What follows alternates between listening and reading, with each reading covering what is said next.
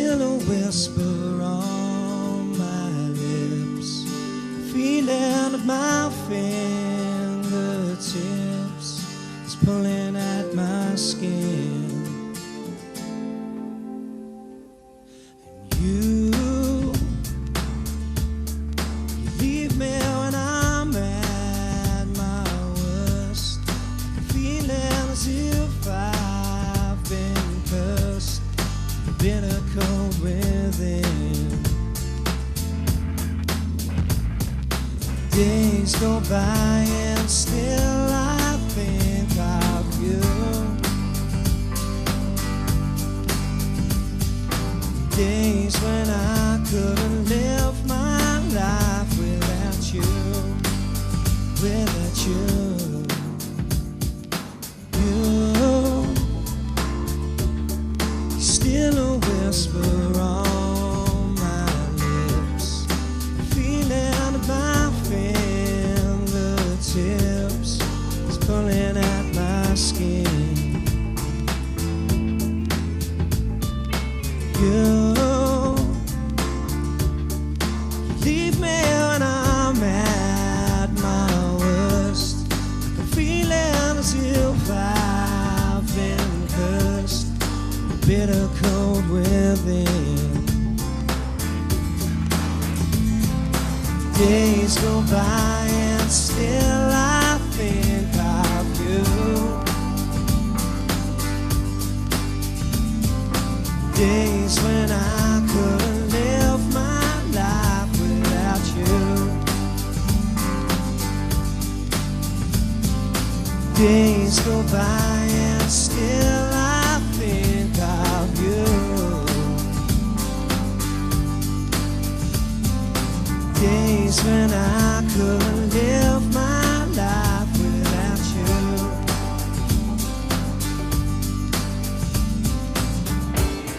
Well, I'm so tired I can barely move.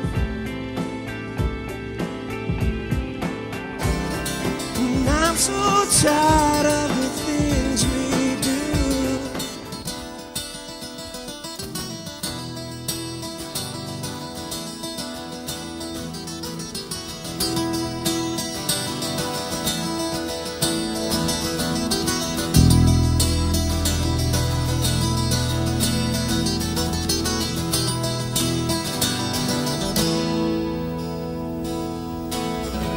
A man decides after 70 years that what he goes there for is to unlock the door. While all around him criticize and sleep.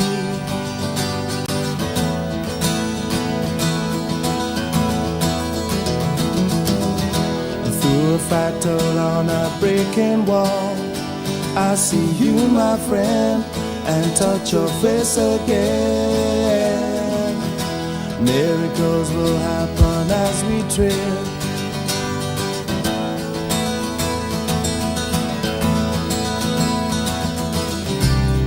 But we're never gonna survive unless we get a little crazy. No, we're never gonna survive unless we are a little crazy.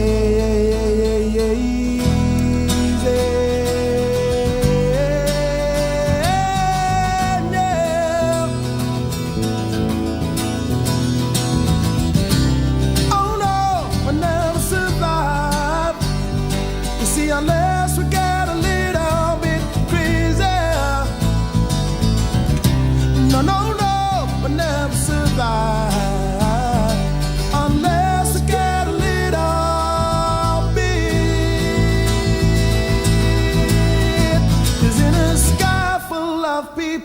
Only some more to fly, isn't that crazy? There's in a world full of people, only some more to fly, isn't that crazy? And a heaven of people, there's only some more to fly, isn't that crazy?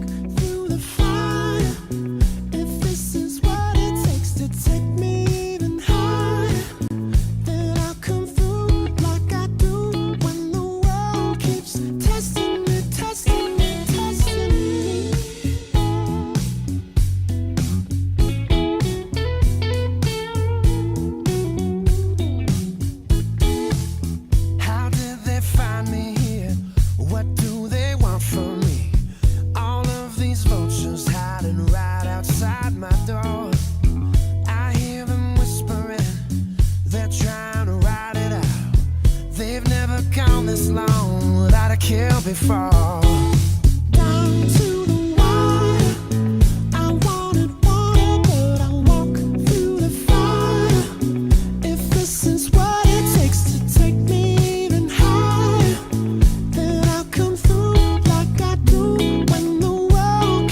Testing me, testing me, testing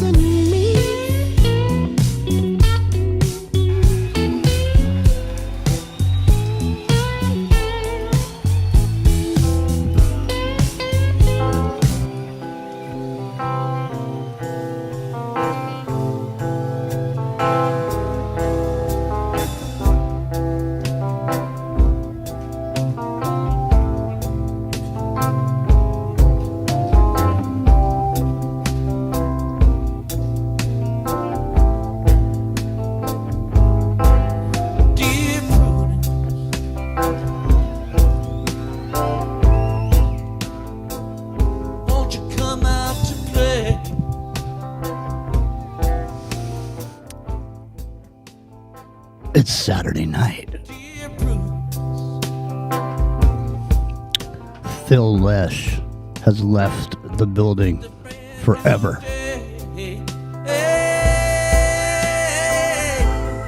Here he is with Jerry Garcia. They're both dead. June 26, 1981.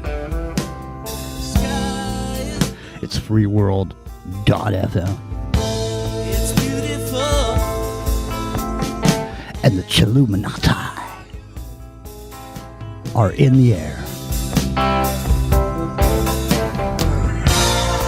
Won't you come out to play?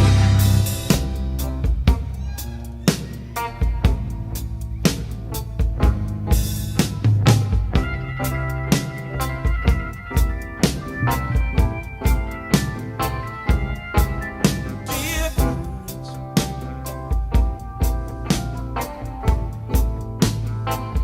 open up your eyes.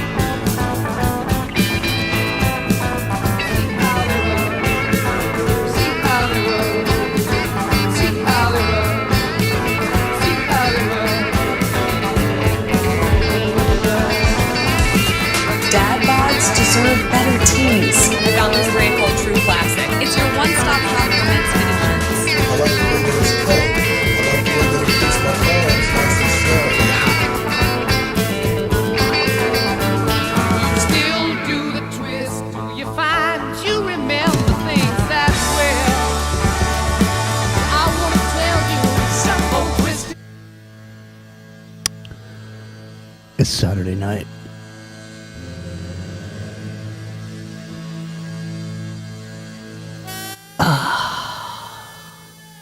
I just had a flashback when I was listening to that Zeppelin song. It didn't hurt that I took a...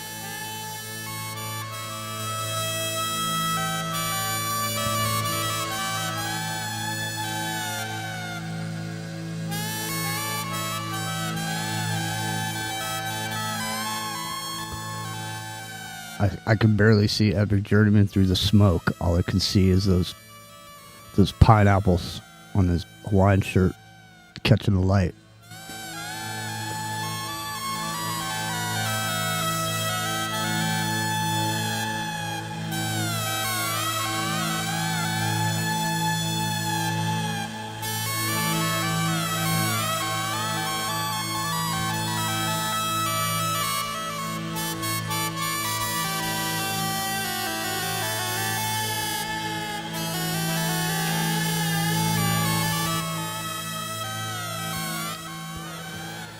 I think everyone's reached a point where they GAF. They don't. They don't. GAF. Unless you wanna FA. FI. No one wants to GAF.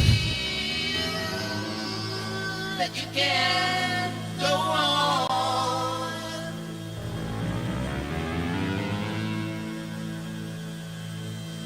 And your wheels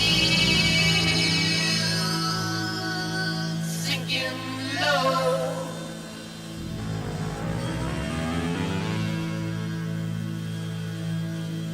Just believe. You remember that episode of Friends when David Schwimmer found his old Casio keyboard? Started getting back into his music. Started doing concerts down at the coffee house. Him and Phoebe and that smelly cat.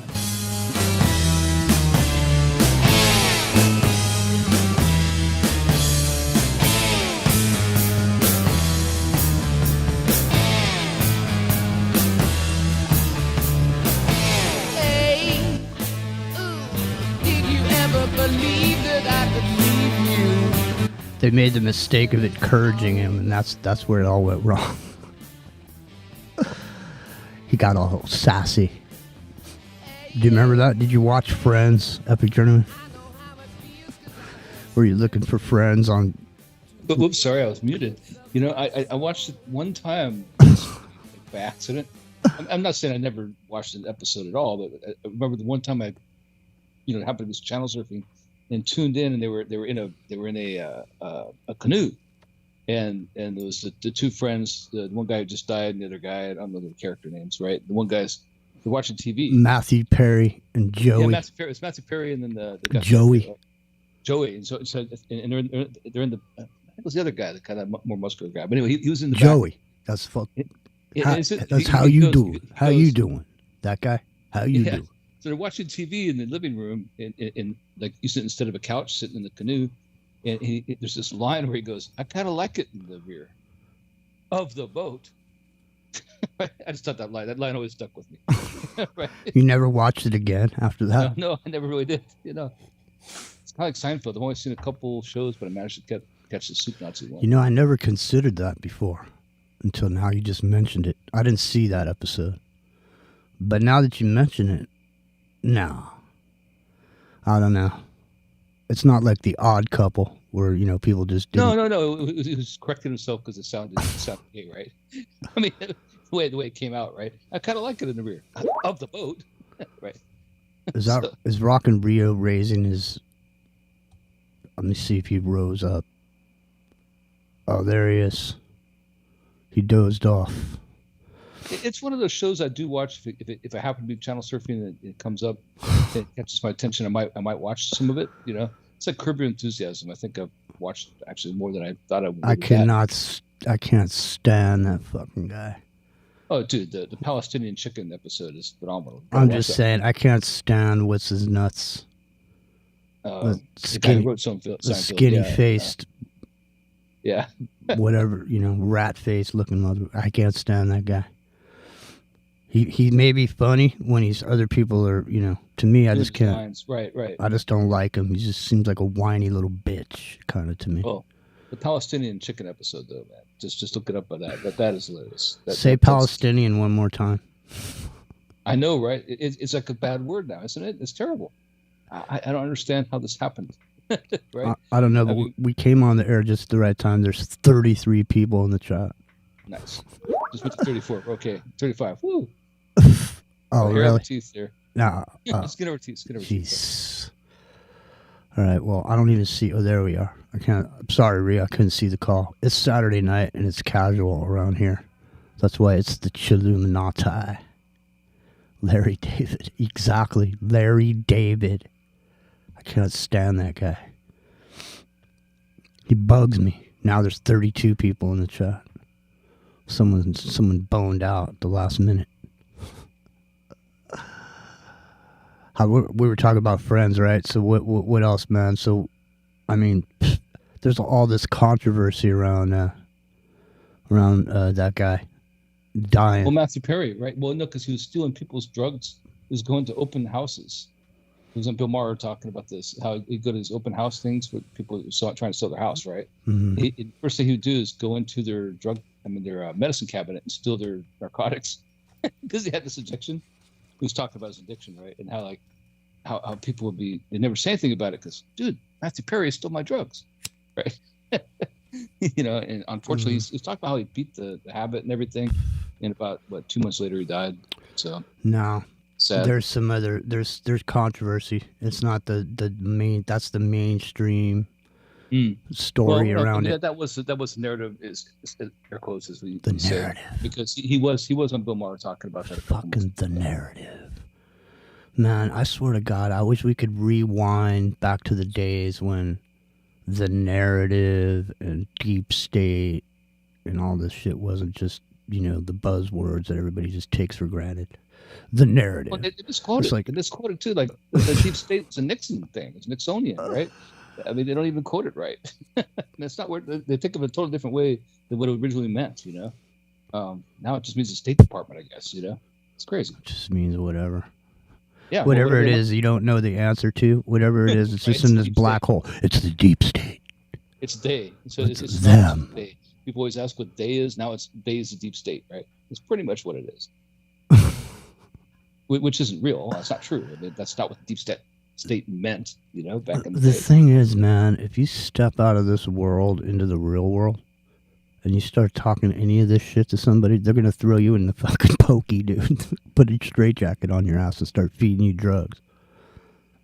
You know what I mean? There's you need your own personal dictionary to decode this thing. You need like a cipher. Everybody has to march around and pretend they don't fucking see the elephant in the room. If you point out the elephant in the room, Jock, you're going to get the hammer. Like fucking unmerciful. You got to walk around and pretend like you don't see that shit. Just keep doing it. Keep going there, man. Dude, just keep walking by. Don't look at it, dude. Don't look at the fucking elephant. Real. Don't look at it. Just keep walking, dude. Keep walking. Don't help. It's so ugly I have to look at it.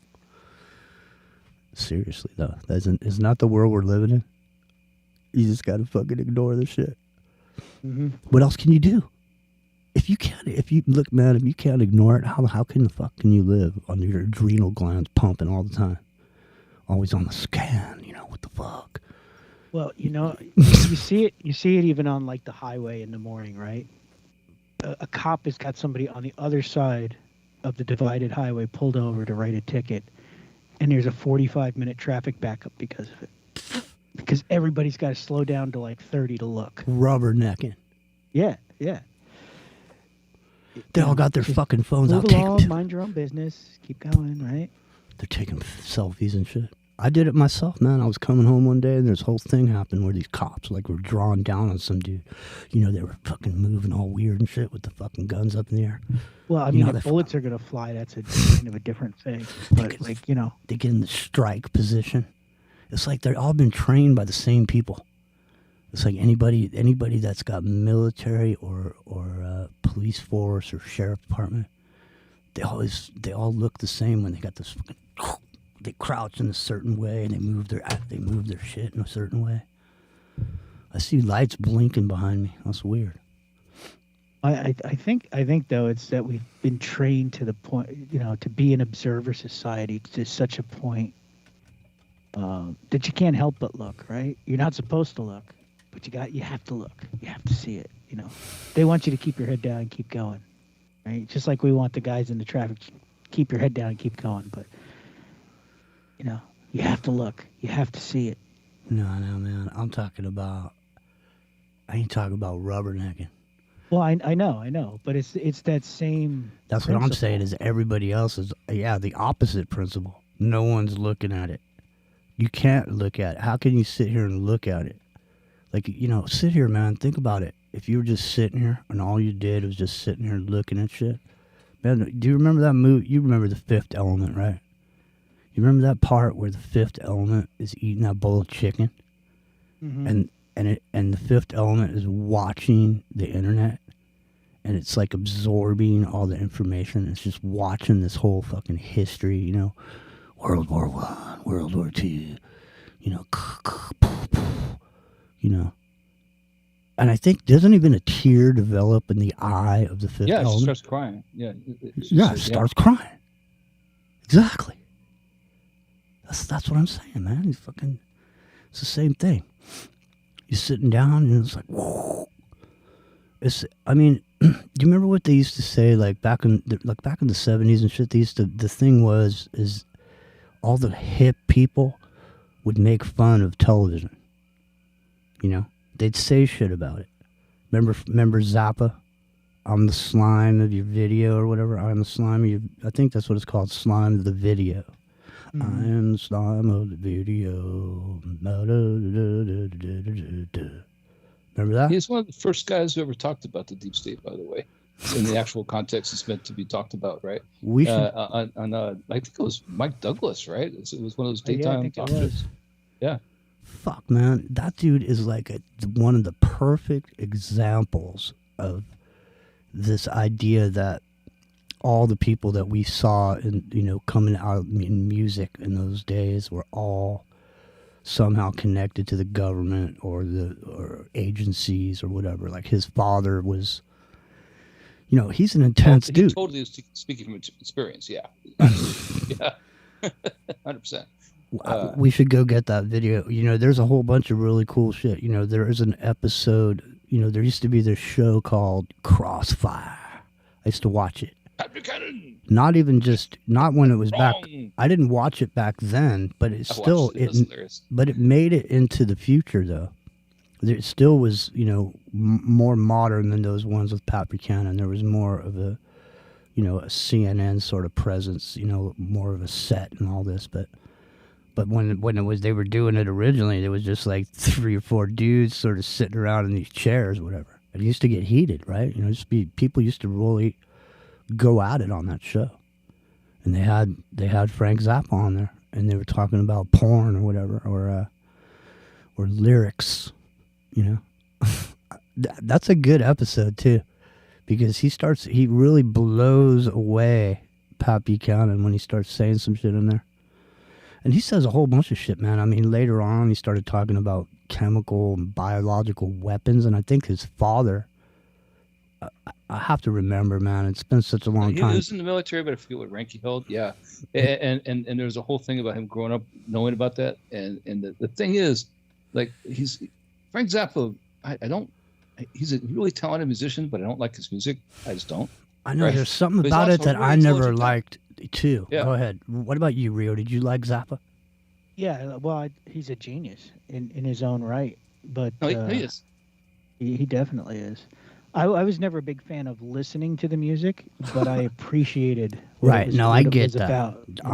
I'm with Like- you there. I can say, it's like certain shit. I didn't like Steely Dan either. Well, I always, I would listen to it because I found it entertaining, to hear what he had to say. But I wasn't like a super fan. But I thought he was actually like, he's a really cool dude. Yeah, so I saw Frank Zappa do this on Saturday Night Live when it was live. The night it happened, I saw this shit. All right, here I'm gonna see if we can get away with it. I think we can, but I'm not 100% on it.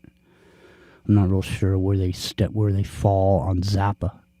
You gotta keep 'Cause your I eye don't- on the yellow light. Because I don't play Zappa on here, so I can't tell if I'm gonna get hit or not. So here we go. We'll try it. See what happens. I'm gonna. Watch out where the Huskies go. Don't you eat that yellow snap. That's right, folks. Don't touch that dial. I am the slime from the video.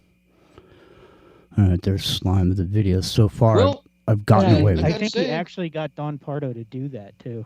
Yeah, he's got Green Acres kind of parodied there. He's got the Don Pardo game show thing going. I mean, if MK Ultra had a soundtrack, that's it. I mean, it is, right?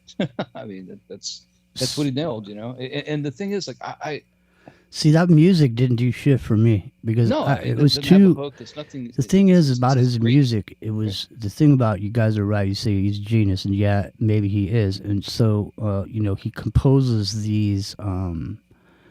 He composes this music that is so sophisticated that you can't find a groove on it, and so it's Well, too progressive for the average bear. Well, obviously they're all very good musicians, right? But I think he crafted the sound in such a way to be like make it part of the story, right? Because you hear that little bit of like the xylophone for the Green Acres part in there, and you hear that little bit of TV game show host section in there. Like each piece he wrote has something deeper to it, even though it's Social commentary, right?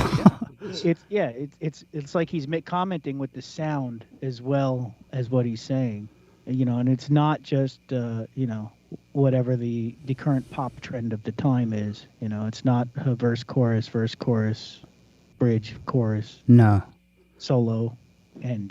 no. Like, But at the time though, he got no radio play whatsoever, really. I mean, what did he get? I'm gonna start a dental floss farm or whatever.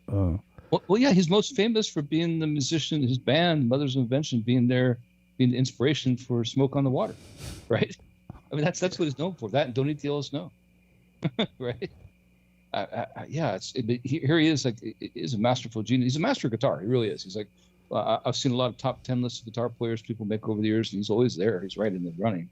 He's a very gifted guitar player. Well, I mean, we didn't plan this out. But last night we talked about fascism and corporatism. Yeah. And so here we are now. We're talking about Zappa. So I'm digging up this CNN because I think it's kick ass. We'll check it out together, all of us here. But here's the thing: is first thing when I typed in Zappa and CNN, the first thing that popped up was fascist theocracy, and it's from the same episode. But we'll go to the whole episode in a moment. But let's just hear this fascist theocracy clip. Well, I said I agree with Mr. Zappa that the first line of defense and responsibility is the parents. But what I do not agree with is that the parents have to stand alone, and we are not entitled to call upon our government to help us in the fight against this kind of filth. What government censor is going to decide for you? It's not. Tom, I've heard you say repeatedly on this show that we are our government, that we're allowed to call on our government. Well, you have to have a man who is the censor or a woman. They have to decide this Lofton can hear and this Lofton cannot hear. Tom, it would work the way the implementation of any law works. You pass a law, it has words in it, and then the elected representatives of the people try their best to apply it. It's the way you do it with everything else. Will they apply it perfectly? No. But we're entitled to use the force of our civil government to help protect our families. How could you oppose that? Does the government have any purpose, Frank? Yeah, it has a number of purposes. What is it? I'm not going to give you a civics lesson here, but I'll tell you one thing. We must not see eye to eye on the idea of a government that must forbid things in order to protect What is families. the government's role? You've told me several times what it shouldn't do. How about national defense? Yeah, I consider this national defense, pal. Our families are under attack from people like you with these lyrics. John, you don't have to buy them. Mr. Zappa, could I make a statement about national defense? Yeah. The biggest threat to America today is not communism. It's moving America toward a fascist theocracy. And everything that's happened during the Reagan administration is steering us right down that pipe. Oh, Mr. Zappa, do you really think? I mean, all kidding aside, in this country, with the permissiveness that we are moving toward a fascist theocracy, anything goes. We are, but do you think things like this would have ever been permitted? Smile again. When we were 20, when we were kids, you're about my age, maybe I'm a little 45. younger. Well, I'm 55. Do you think when I was a kid that they would permit songs like that to be sold? I mean, permissiveness is the game. I mean, you're not really serious if you're saying we're going toward a fascist theocracy. That's right, we are. Wait a minute. In what way? Give me one example. Wait. One example of a fascist theocracy.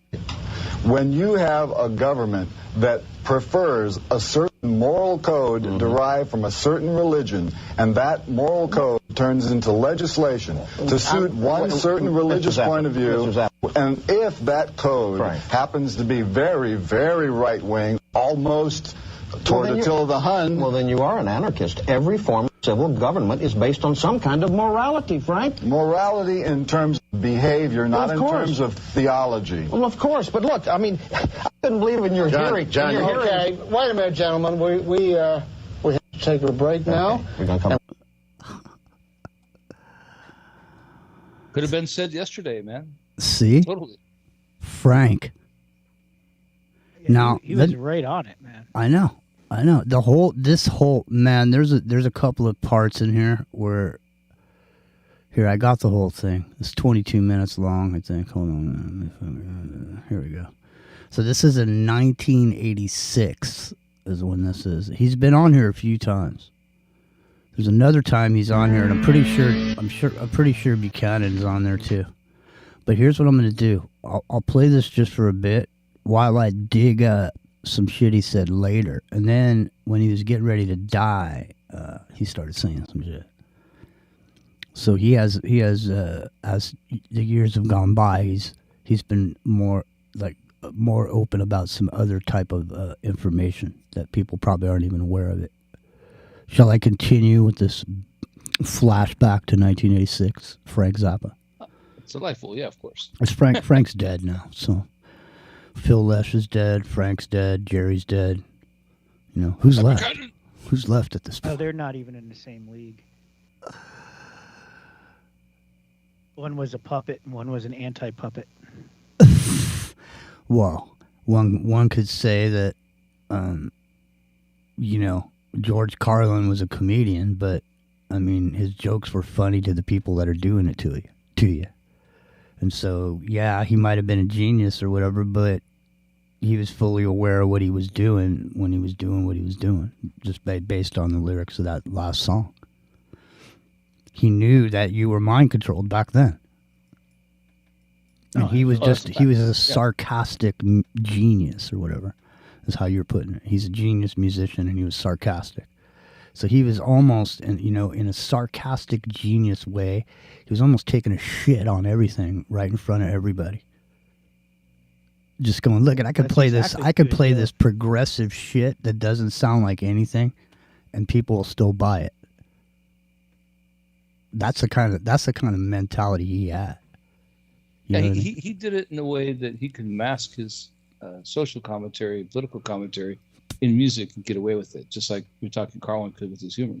I mean, that was his venue to be able to say things you couldn't normally say in public at the time.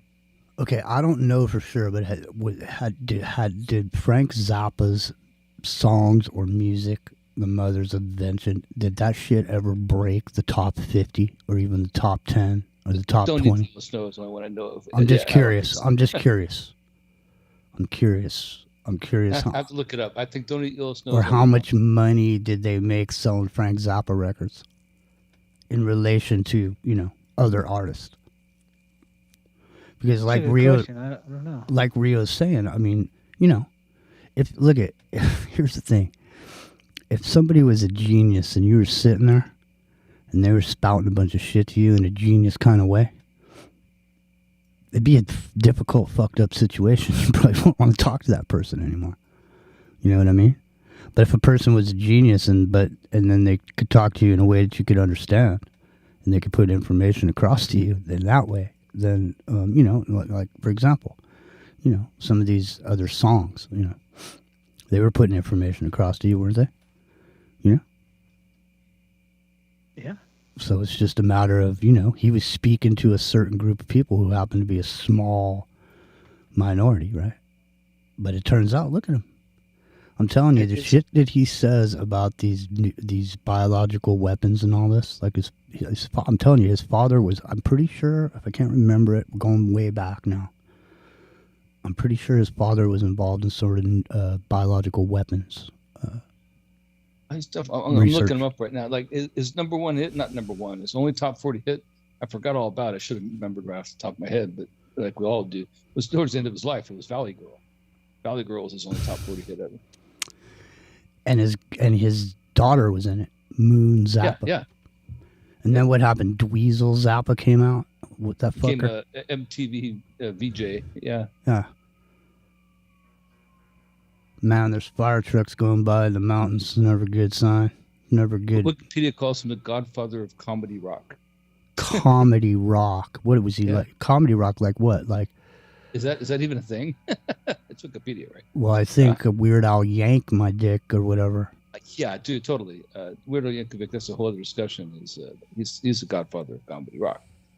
But well, he ain't the godfather. He might be the stepdaughter. He's the stepson. Right. He might be the beneficiary. Yeah, the most famous, artist in the vein. Why was it comedy rock? Because he's gonna make himself small and start a dental floss farm. He's gonna move to Montana. All right, listen. Let me play this because I can't talk and search. All right, so here's some Crossfire real quick, and look at these fuckers are serious, man. Listen to the dialogue, how it used to be back in '86. Bunch of these old bastards sitting around. You know what I mean? These salty bastards, man. They're hammering. Look at it. 3 of them there. They're ready to hammer. What is it? Before you go on, he did work at his father worked at the Edgewood Arsenal Chemical Warfare Facility. In Aberdeen Proving Ground, U.S. Army. And I'm going to try to find a video because there's a video where he starts talking about that shit. Like in a way that is probably pretty uncomfortable. Gas mask in his home. Yeah. All right, here. Crossfire. On the left, Tom Brayton. On the right, Robert Novak. In the Crossfire, Washington Times columnist John Lofton and rock musician Frank Zappa. Good evening. Welcome to Crossfire. What you've got here is suggestive, and I don't find it objectionable. But when you actually listen to the words of the songs, you get a shock. Personally, I find some of them in such bad taste as to make me physically ill, and some of them I wouldn't have in the house. Now, on the other hand, do we want the government to ban the sale of records with lyrics the government doesn't like? Do we want the government to say this is okay, but this one will have to go? And who should be the government censor? Whose job should it be to listen all day to dirty records and decide whether you can? He's just laying around all day listening to the dirty records, you filthy, nasty bastards. Laying back. Just listen. Man, I don't like these sirens. It's not good to have sirens where I live. No, because it's kind of rare, right? Yeah. So, you know what's trip is the Zappa family moved from the chemical warfare, place they were near Baltimore to Monterey, but then they moved from Monterey and lived first in Claremont, there in San Diego, and then moved to El Cajon. We might have crossed paths with that dude, man. Yeah, it is in our neighborhood. Yeah, should be. I should check. I should check the scanner. See what the fuck's going on around here. No, because if fire starts up here around here, shit's dry right now. Yeah, you gotta grab your 3 things you want to take with you and go. Right? I mean, that's kind of how it is. I wouldn't go, dude. I'd sit here with a hose. No, that don't sound good. Hey, you guys, here, I'm going to play this. I'm going to go inside and see what's going on. I'm sure my mom... Yeah, check out what's going on in the neighborhood. Want censorship of records as is now being proposed in Maryland and in congressional hearings, or do you want to make the decision on your own? Take it or leave it, all by yourself. Bob? Mr. Zappa, let me see if I can get your position straight. Are you saying that there is no filth, no pornography, no obscenity that should not be permitted to be sold and distributed freely in this country in the form of music videos and rock music? I don't think that music qualifies as pornography. And especially since this whole business started with words. We're talking about words here. All right. All the complaints were about words. All right, take the pornography out there. Is there no filth, no obscenity that you think would qualify to be suppressed?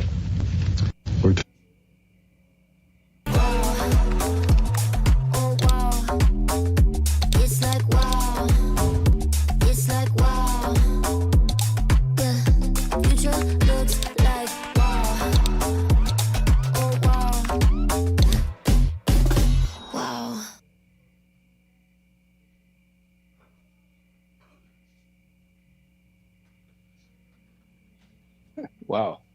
Kraken Client Support is here to answer all your questions. We all need a little help sometimes. We're talking about words, and I don't believe that there is any word that needs to be suppressed. There's no scientific or realistic reason why you should keep people from hearing certain words. Yeah, but let me just follow that up. There are certain words you use that are to describe an act of fornication which are brutal. So? Well, how about putting that on the radio? That's not permitted to be put on the radio. Do you think it should be? Yes. You think it should be on the radio? Absolutely. And on television? Absolutely. And in politics.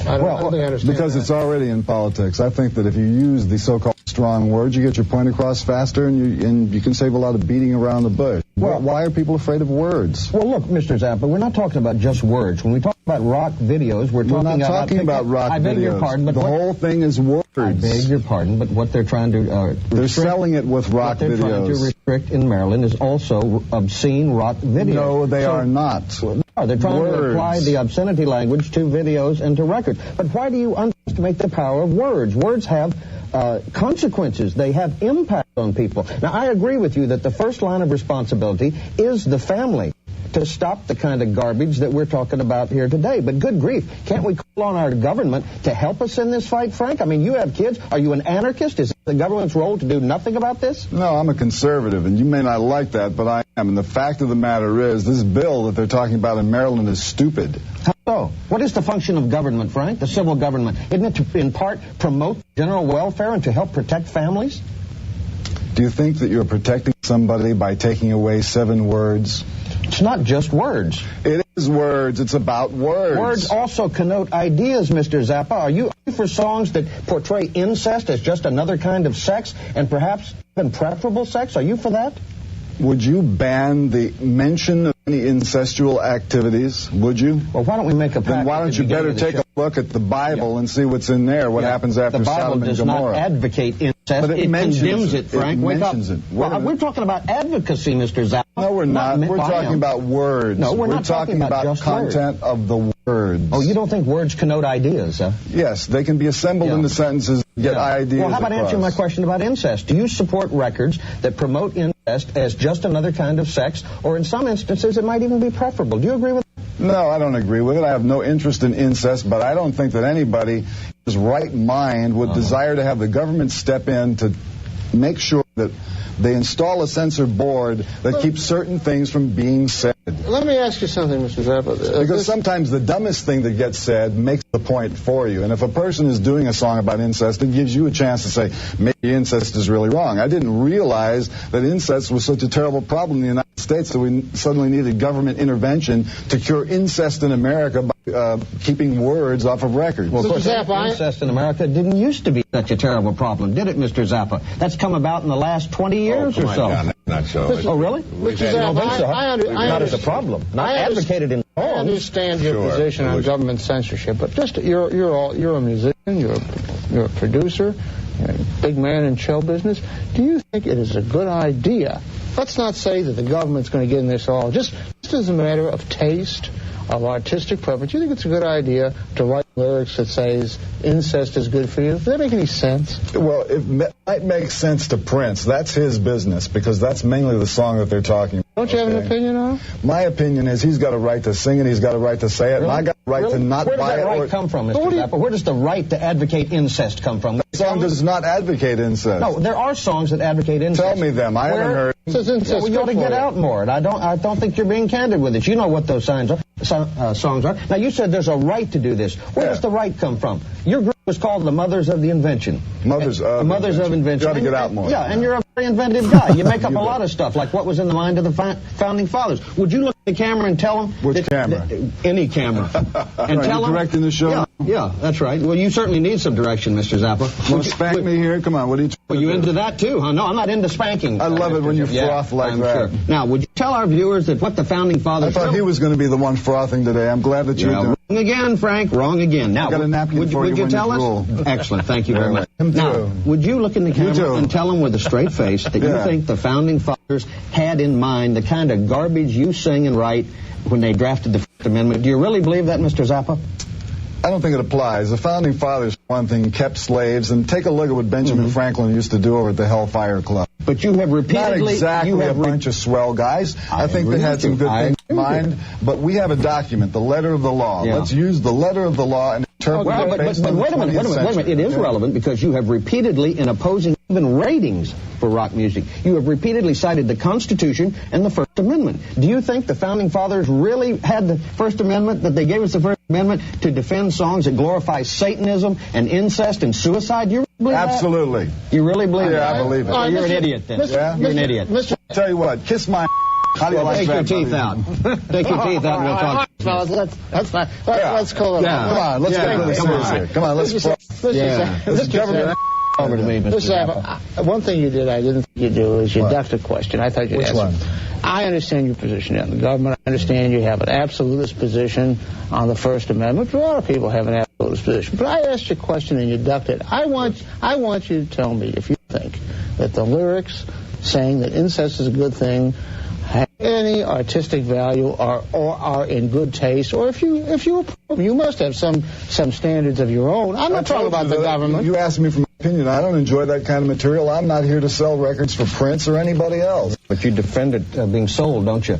Yes, I do defend it. Well, then you're part of the problem. But don't you? No, John. Don't you think it would be a good thing to say to some of these people to cool it?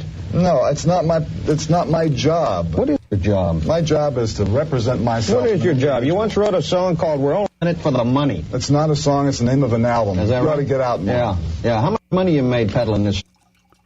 So seriously, the Hellfire Club, maybe you better check into... They didn't even know what he was talking about. That's how ignorant they were back then. I mean, that's the thing, right? He's like a level plus above these people, right? He's talking about things that they should know and don't even know, right? I'm pretty sure at least one of them knows about the Hellfire Club, but they ignore it, right?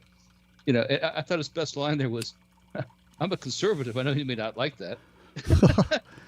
Well, the other thing was this guy, the minute he said something about spanking or whatever, this guy was all over it or whatever. He's like, no, I'm not into spanking.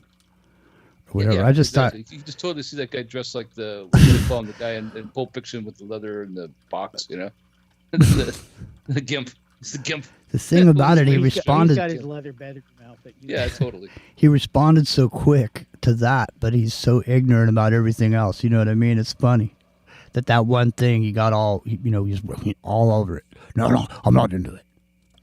Think about how tame this really is, too. They're talking about Prince. They're not talking about some wild, gangster rap song that came out in 1994 or something. They're talking about Prince in the 80s, probably, right here. Listen, man, it's been so many years that we did a show about Zappa, and it was based around this words, right? And we also talked about Lenny Bruce. Don't take my words, right? Yeah, this was TFR days, epic, long time ago. But I can't find that video. I had a bunch of these interviews that he did, and one of them was it was an interview, and he was talking about his father and being in the military. Now there's something. Now where are they from? They're from a country. I want to say it was like Czechoslovakia or some shit like that. They were from a country. His parents came from somewhere, and wherever they came from, I'm pretty sure that didn't they honor Zappa, like made him like some sort of he had some sort of a political appointment. I'm just trying to remember, man. There's something. I might be conflating him with Tesla, but it was something like that where he's from a country like that. His parents were. Let's see if I can find it. Sorry, I think they made him an honorary. Tesla's from the Slavic countries. He's from Yugoslavia or Czechoslovakia. Yeah, so I think they made Zappa like an honorary something or other, or something. I think he ended up with like a real position in government for whatever country it was. His ethnicity for Zappa is Sicilian, Greek, Arab, and French. Which is an interesting combination, right? It's just funny to listen to him because did he hold a position in government? I'll look it up. I'm looking now. I think he did. He had a pretty long career, starting back to high school. I found this, and this may be potentially he may talk about what I was thinking, but let's check in while you guys see if he held a position in some foreign government. What the fuck is this?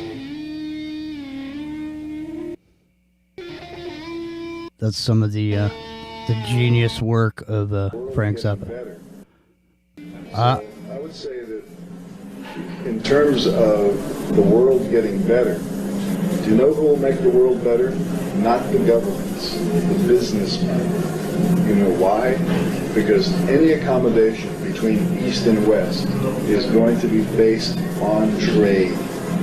And so you must look at the governments involved in a way as bystanders.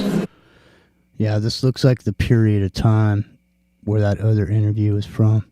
This is like some dude threw a camera up and started asking him questions. Oh, it's in Spanish also. Did he hold a position in government somewhere? No. I don't see anything. I'm not seeing that yet. I'm reading about him. Wasn't his father? I'm pretty sure his father was brought over here to work on those chemical weapons or whatever they were. Oh, he might have been. He might have been. And then wherever they came from, there's a paperclip thing, yeah. Fucking, they honored their son Zappa or whatever, and made him the ambassador or whatever. Unless I was from another timeline, I'm just Mandela affecting it. Didn't happen. I just made it up in my head. I don't know, man. He sounds pretty political. Millions of dollars. Yeah. Millions of dollars, Mr. Lofton. All right, look, it seems to me, Mr. Zappa, that you've got to ask these people, both of them are on you, what they would propose. He's accusing me of doing something that is similar to what that is being argued about. My lyrics aren't in question here. Really? They're not. What would you propose, Mr. Lofton, as the means of censorship? Well, I said I agree with Mr. Zappa that the first line of defense and responsibility is the parents. But what I do not agree with is that the parents have to stand alone, and we are not entitled to call upon our government to help us in the fight against this kind of filth. What government censor is going to decide for you? It's not. Tom, I've heard you say repeatedly on this show that we are our government. We are our government. We are the people. The parents, but what I do not agree with is that the parents have to stand alone, and we are not entitled to call upon our government to help us in the fight against this kind of filth. What government censor is going to decide for you? It's not. Tom, I've heard you say repeatedly on this show that we are our government, that we're allowed to call on our government. Well, you have to have a man who is the censor, or a woman. They have to decide this Lofton can hear and this Lofton cannot hear. Tom, it would work the way the implementation of any law works. You pass a law, it has words in it, and then the elected representatives of the people try their best to apply it. It's the way you do it with everything else. Will they apply it perfectly? No.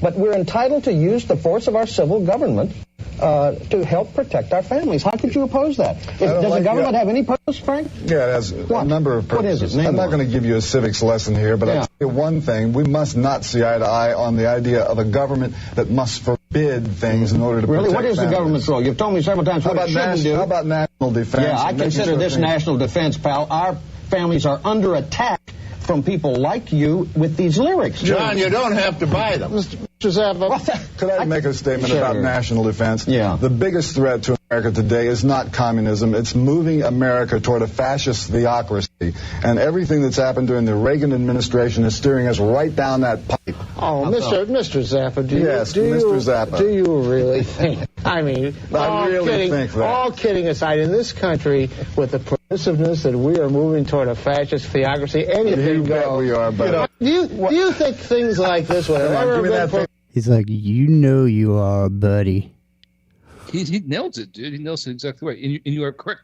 Let me say it in the Crossfire voice. You are correct, sir. Right, McLaughlin Group. In early 1990s, Zappa visited Czechoslovakia to request of President Václav Havel. The meeting had been arranged by keyboardist Michael Kokab, a longtime admirer of Zappa's commitment to individualism. Havel designated him as Czechoslovakia's special ambassador to the West on trade, culture, and tourism. So he was awarded a position in the Czechoslovakian government. Yep. I fucking knew it. You're correct, sir. I'm glad it wasn't a Mandela effect. No, you're right. All right, good. Dude, this Wikipedia article is one of the longest I've ever seen on anyone ever. There's a lot of information here, man. I know. Well, let us have some, man. Give us some information. Throw us a bone. Throw us a bone. Back to the start.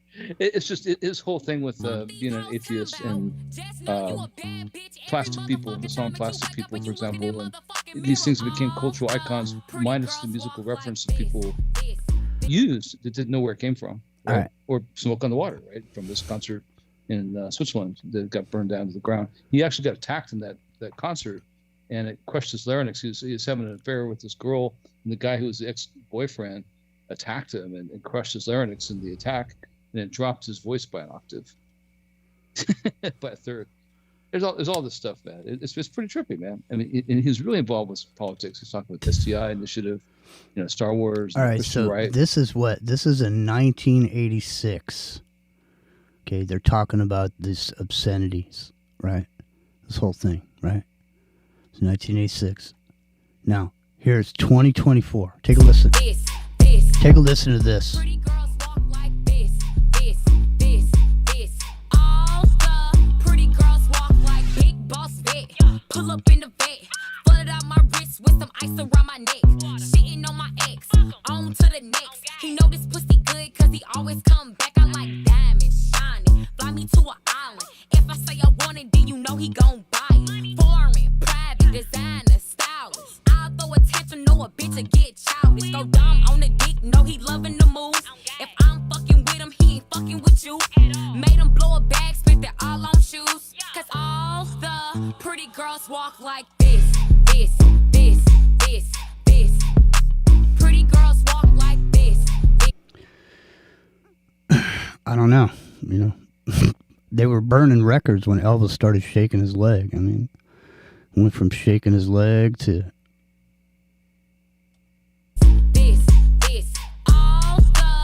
Does anyone know what Prince song they're talking about? I don't even know what song they're referencing here. I can't think of any Prince songs today is that controversial. Apparently back then. I think it was about Darling Nikki. Was it? Because it was, Darling Nikki was about masturbating into a magazine. So that was. Oh, okay. Pretty tame by today's time.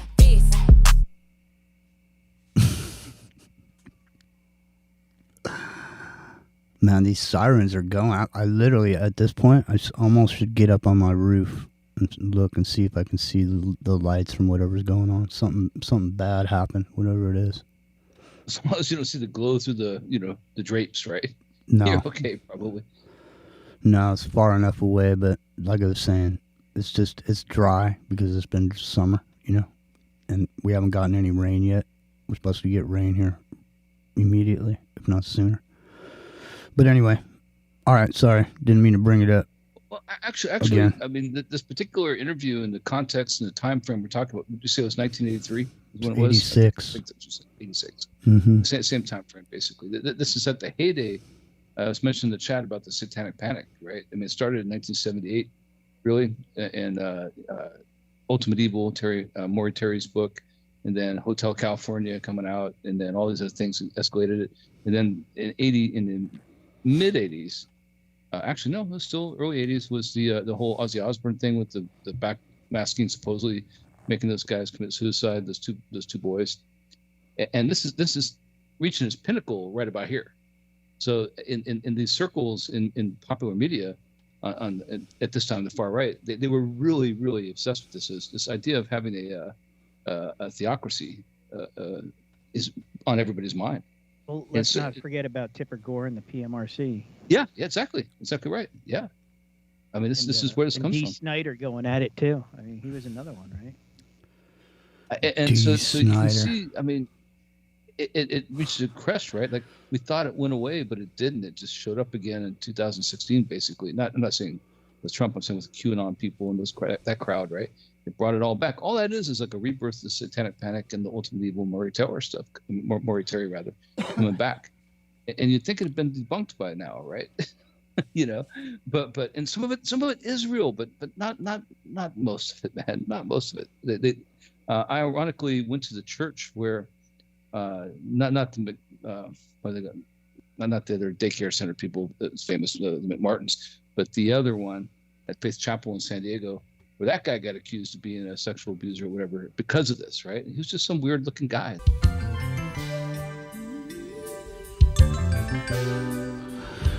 It's Saturday night, freeworld.fm. I'm Jimmy. We're sitting here with Rock Rio, Epic Journeyman. We're delving into Frank Zappa and the idea of words and illicit lyrics. What's wrong with diamonds and pearls, man? Love is meant for two.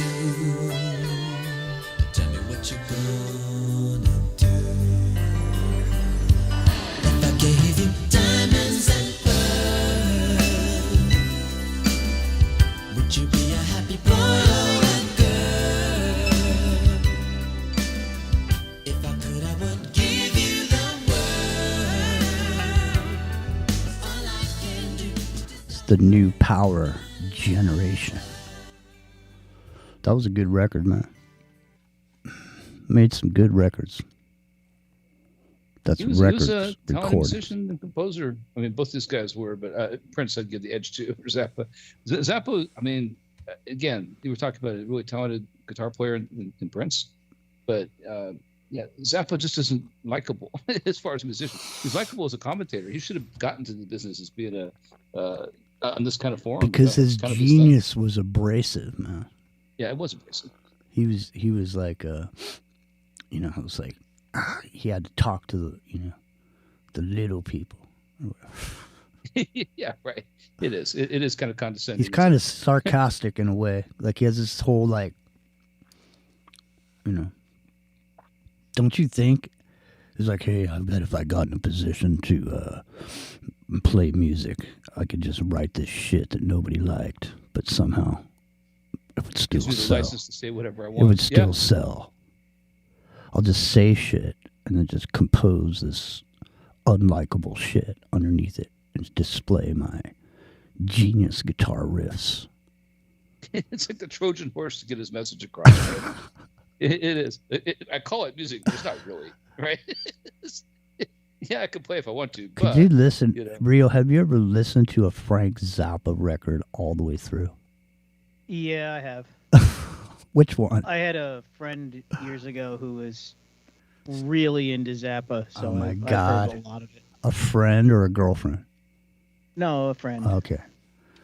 It's like if you have a girlfriend that's a vegetarian, you'll have to be a vegetarian like the sample. No, it was a dude. All right, he was a big Zappa head. He was really into he'd say, "Hey, Rio, stop by the liquor store, grab a six or a Heine. Come over. We're gonna listen to some Zappa on my stereo." It was worse for me, man. I had a friend who's a neighbor in Lahaina when I was living here back in 1987. He had one of those Samurai big four-wheel drives, the ones to tip over, right? Suzuki Samurai.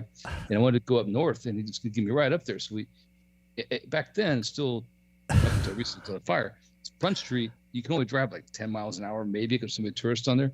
And he cranked up this Frank Zappa album. And it cleared the tourists. All the way to max, right? It cleared the tourists. Front Street, right? And then, to get out of town, I had to listen to the rest of that. That's how I listened to Frank Zappa album. All the way up north to go up beyond the cattle guard and all that stuff. That's too bad, man. I thought you were going to say he cleared the tourists out of your way, and then you just rolled in. No, kind of did. It was funny because everybody looked at him like, No, seriously, Rio, isn't that what we used to do back in the day? Like, you just go somewhere and listen to music. It's like, hey, man, what are you doing tonight? Oh, I don't know. Hey, dude, come over, man. We'll fucking listen to this Zappa. Yeah, we used to, get a pie. Used to hang out, Seriously, exactly. I'm going. Hang out, have pizza, play some racing video games, listen to some records. Seriously, I'm going up on my roof. You guys jump in here. I got to see what's going on around here. I'm dead serious, man. There's a lot of sirens going on. I remember those days, man. I mean, I was a stoner in high school, not intentionally. I just ended up. So I lived out in a rural area, and there's nothing to do. The radio signal didn't get. It had like one KGB came across the airwaves, and there's no TV. No cable back then. And so basically what you did is you listened to albums, got stoned after school, and hiking a lot. So hiked a lot, right?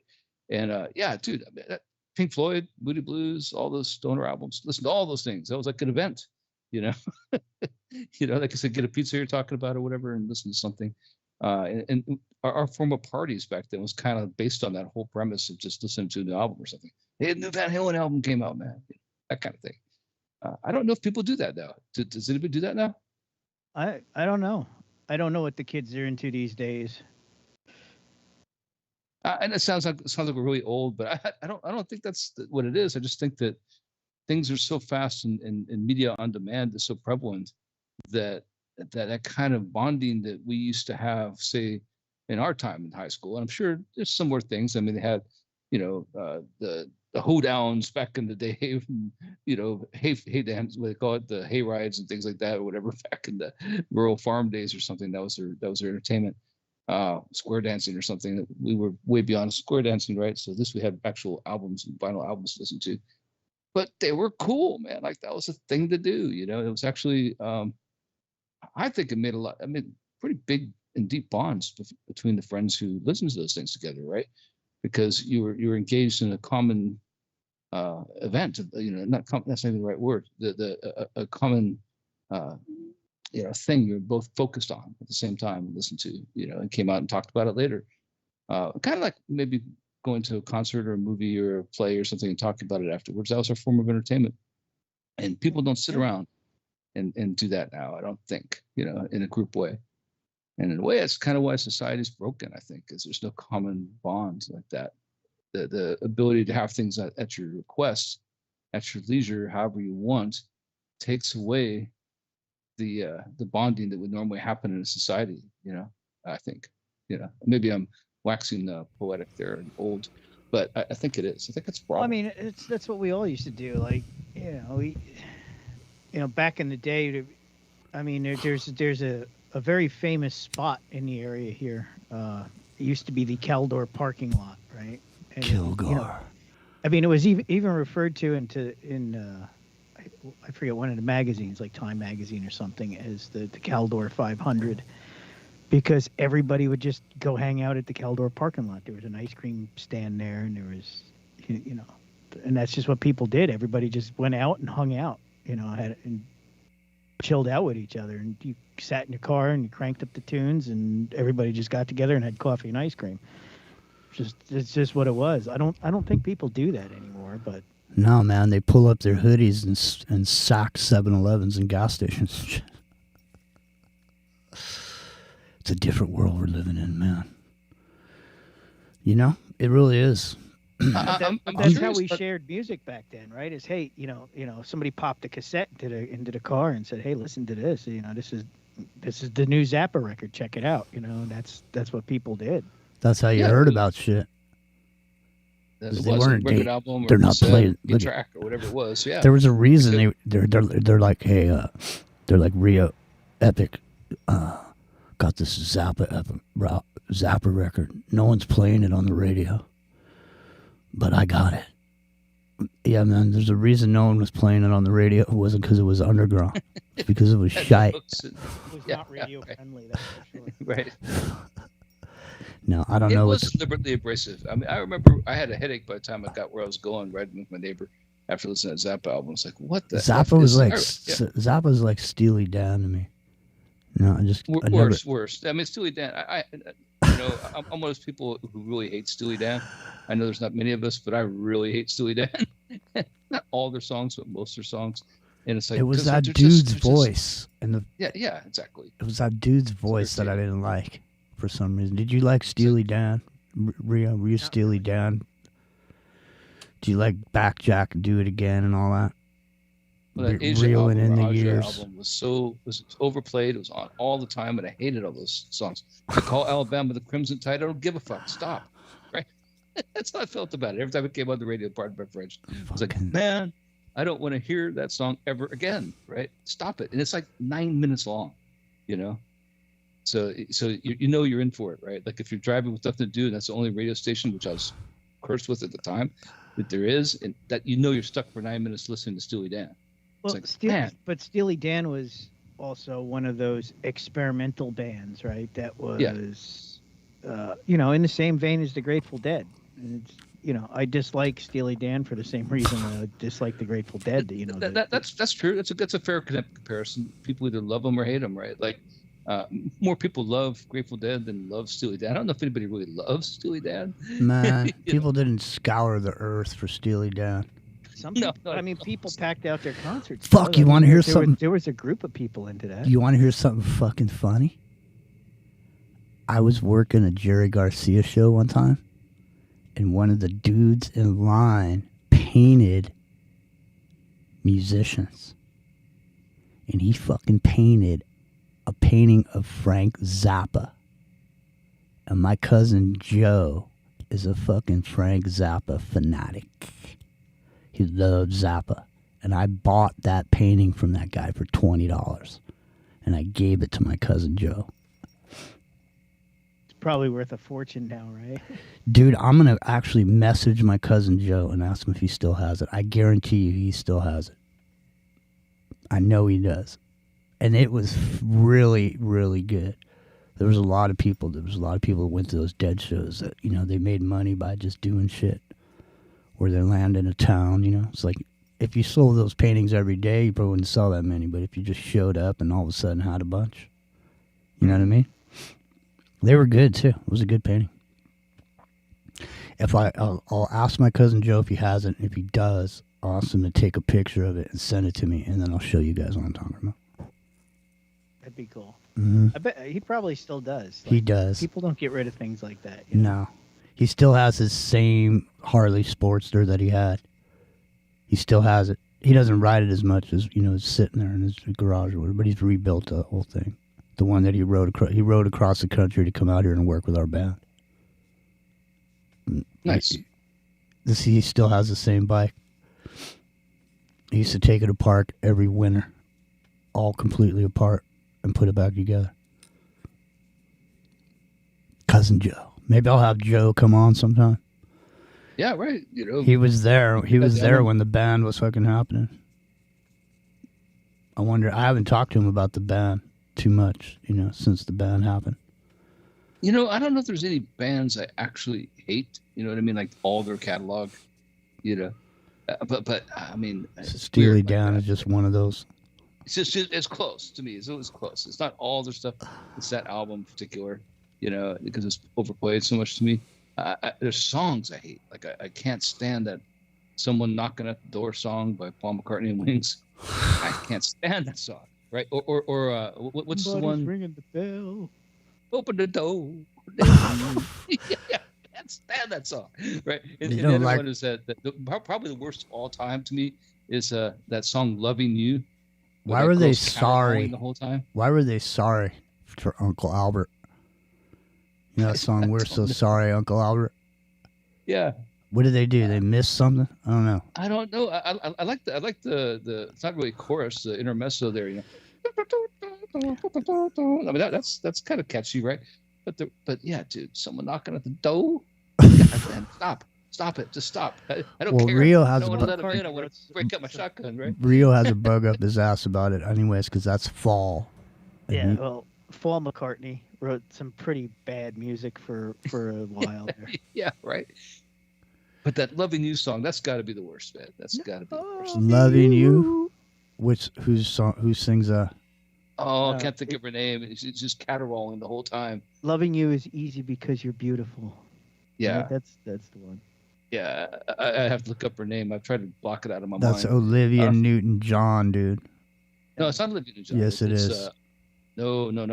That's a different song. It's hold on. Now you're gonna look it up. She's like a black gospel artist, kind of. But she this was 70s. This was before Olivia Newton-John. Yeah. It is.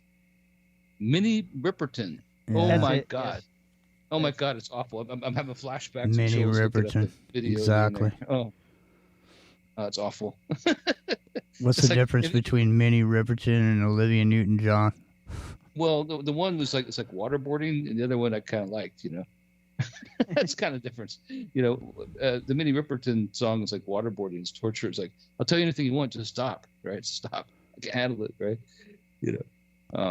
So if it was midnight at the Oasis, you wouldn't turn on Minnie Riperton?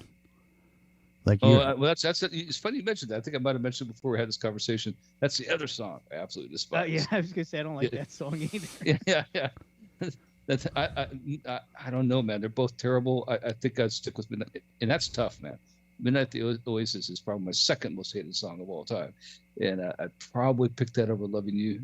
I mean, if I had to, like if I'm going to torture chamber, I have to pick one over the other. Yeah, it's like, man, that's tough. It's like you want to die by having your. It's gonna put you in an all-white room and make you listen to it over and over again, 24 hours a day, and never turn the lights off until you're just scratching at the bottom of the door, trying to get out of that little crack underneath the door, trying to squeeze. Like every time I hear that song, I want to throw a boot out the window. Like a cat caterwauling on the wall outside. It's fucking too much, man. No, seriously, there's so many songs, but I don't know, man. Lyrically, see, it used to be that people were like looking for a song, they were looking for a story or a message in there. There's some shit of some thing. Oh, yeah. It's telling a story. It's like a little mini love story. It's like a mini love story movie. Well, you Light Up My Life was like a huge #1 hit, right? I mean, this song, I mean, it's like, does anybody play it now? No, right? It's just funny. Like, it was like the biggest song there was at the time, right? You couldn't get away from it. It was on the radio everywhere you went. Does anybody even want to hear about anyone singing about love anymore? I mean, does anybody even sing about that shit? I don't think they do. Well, they sing about pornographic love now, as opposed to... It's not like... pure heart love. It's not puppy dogs and ice cream kind of love, though. It's not Captain Tennille, right? Yeah, no, exactly. It's not Olivia Newton-John. Yeah, the Paul Anka days are over. Paul Anka, yeah. And, the Paul Yanka. Now it's Paul Yanka. While you twerk it out. Now it's like my big butt, and let me put my whatever on your face. That's a good question. I'm actually thinking about what's a positive love song. Pretty girls walk like this. All the pretty girls walk into this bitch like I got money then. Yeah. How how that even passes as music is the invention of the drum machine, dude. Syncopated rhythm. I would argue Frank Zappa is 100 times better than that any day of the week, as far as musical talent goes. Absolutely, because he actually plays the instruments, right? I mean, he actually plays them. That's like generated. It's not even AI, right? Is it drum patterns in an old Yamaha X500 drum machine or whatever? Was that Megan Thee Stallion, Jimmy? No, it's Big Boss Vet. Oh, okay. Here. What's that rolling one that has the famous a whole lot of power in these YSLGs. If I let you hit it, better hit it from the back. Wanna take me out, nigga, take me to the back. The list is on right, and there's another line, right? If you want to hit it, you better hit it from the back. You know, we talked about the whole Howard Stern and the butt movement. I know. Right? And now it's like just prevalent in everything. Mm-hmm. Well, there you go. Pretty girls walk like this. Yeah. Big Boss Vet. You gotta be really thick when the last time there was a straight love song. Big, listen to this. This here got 14 million views. It's from 2 years ago. So has Frank Zappa ever gotten 14 million anythings on this shit? Go just pick a Frank Zappa song and go right now and go look at his it. biggest song. I saw that. No, I'm just saying. Go look at his videos. Go look at his videos right now and see if there's anything 14 million. No. There's not. I'll look, but there's not. I'll look the whole. That's 14 million in 2 years, man. What's it going to be 5 years from now? There'll be some people doing a podcast. They'll be going, remember back then? Remember Big Boss Vet? But you know what'll happen now is in 2 years it'll be like 15 million because it'll peak and it's been played out. Yeah, it'll be played out, and then it'll just be forgotten about in short order. Somebody will be oldie in it later. It'll be like that jam that everybody used to dance to. No one's playing it anymore. I don't know.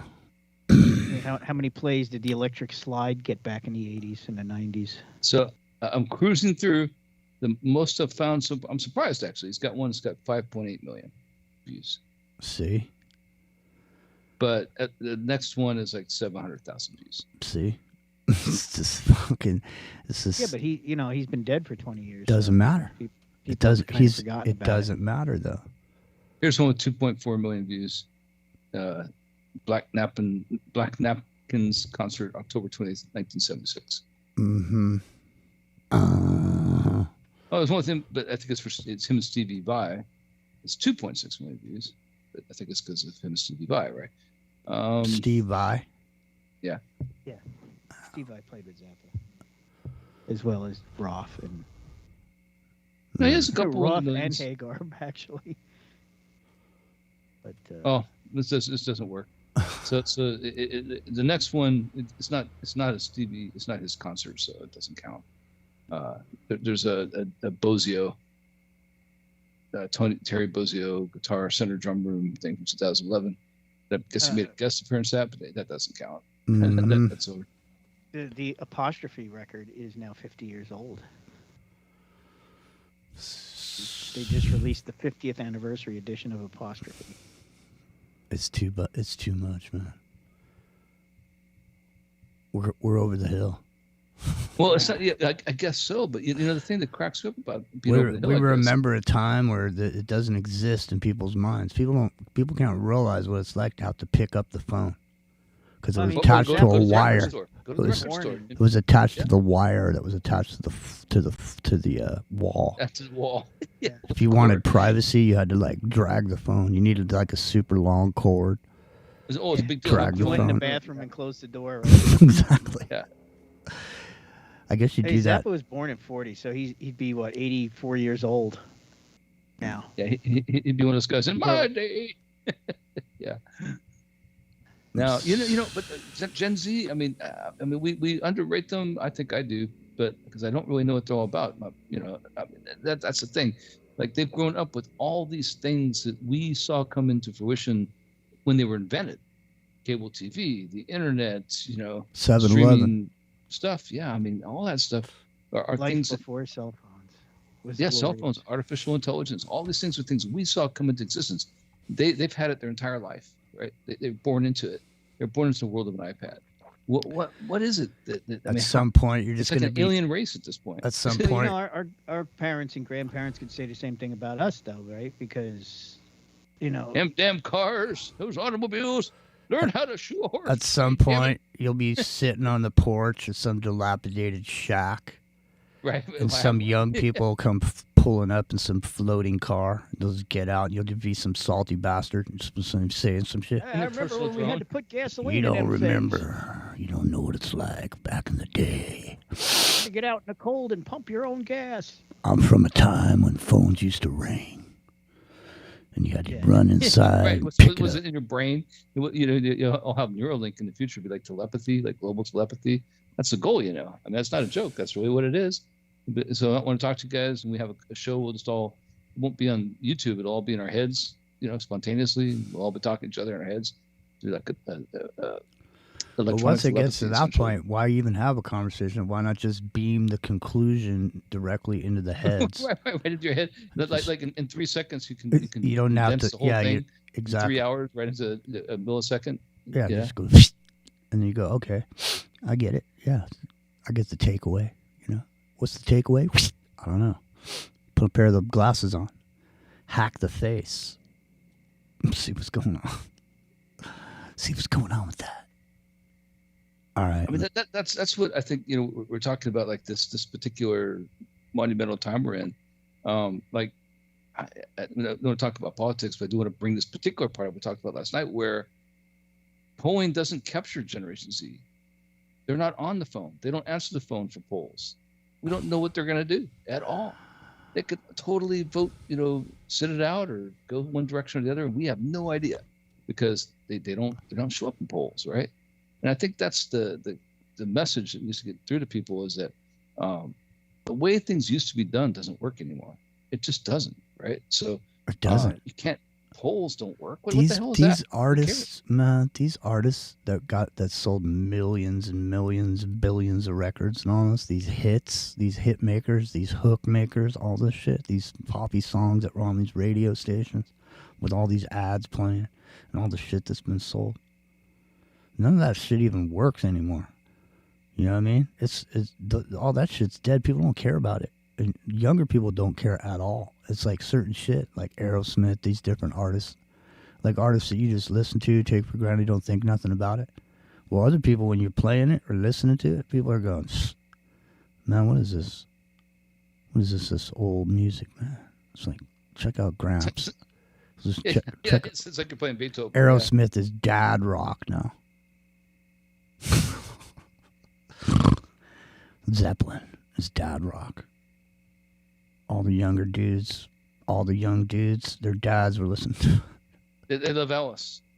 No, that's all the young girls. Sorry. Yeah, they don't even know that song. That's just funny. The reference, right? And it won't. It won't ever, probably. Who's going to listen to Elton John in the future? Nobody. That's what I'm saying. Who's going to listen to? Who's going to listen to? Frank Zappa? Yeah, and who's going to listen to? Any of these, Bob Seger. He's already pretty much forgotten, right? Yeah. I'm just saying, he's going to listen to the Chevy commercial. You're not going to hear him ever. No. Yeah, that's true. Nope, not at all. Oh, no wonder I got too many windows in here.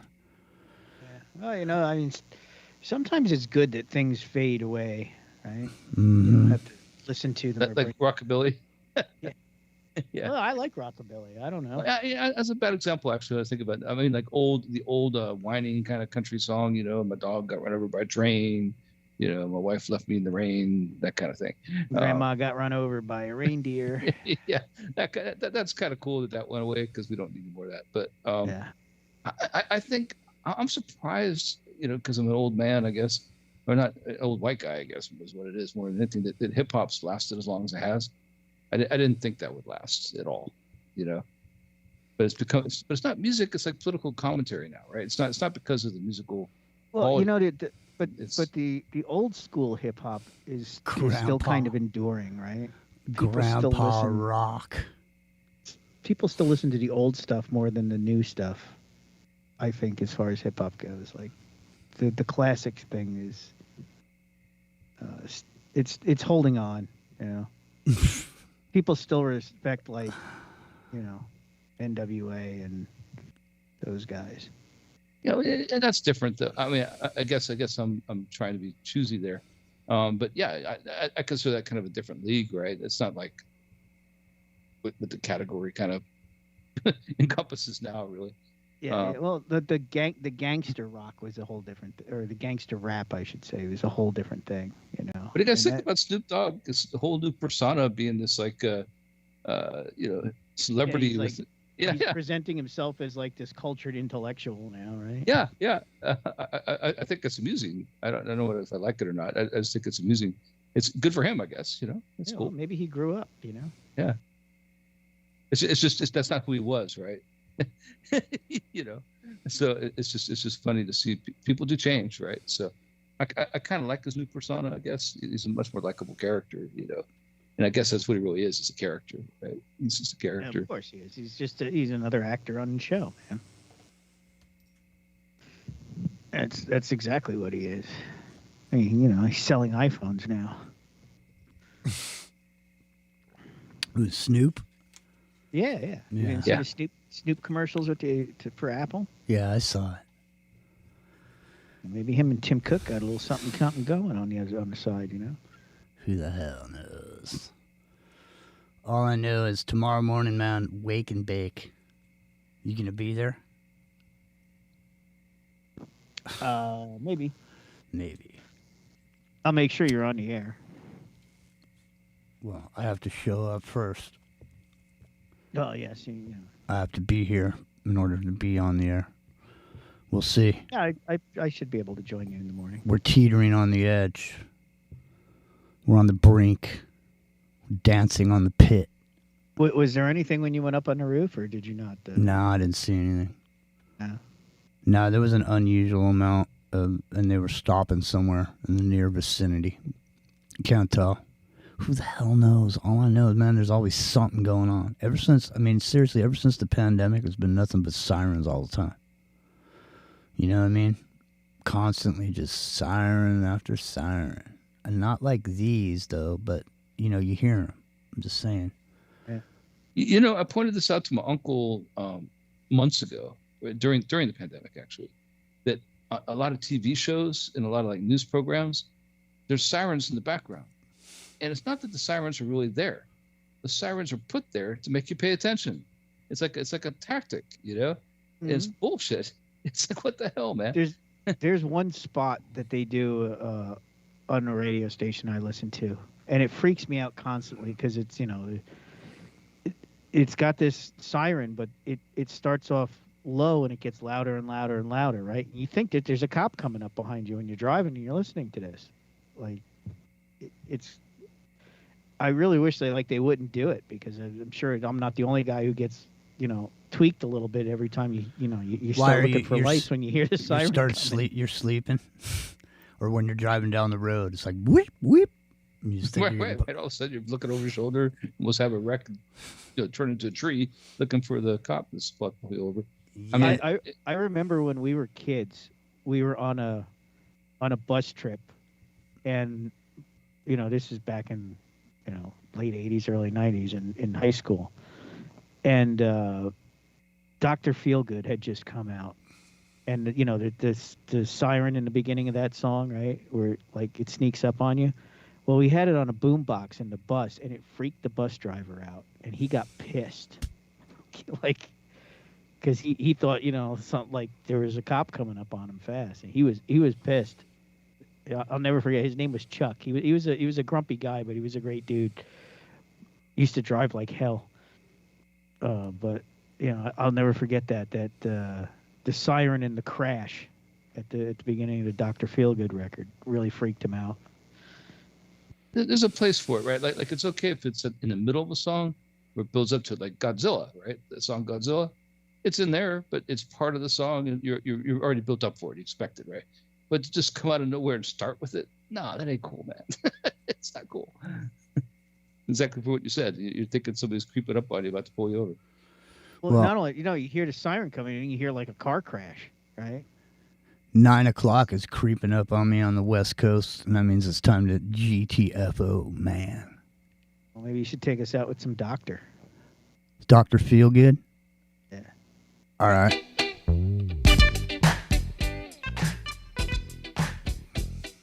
That's Talking Heads.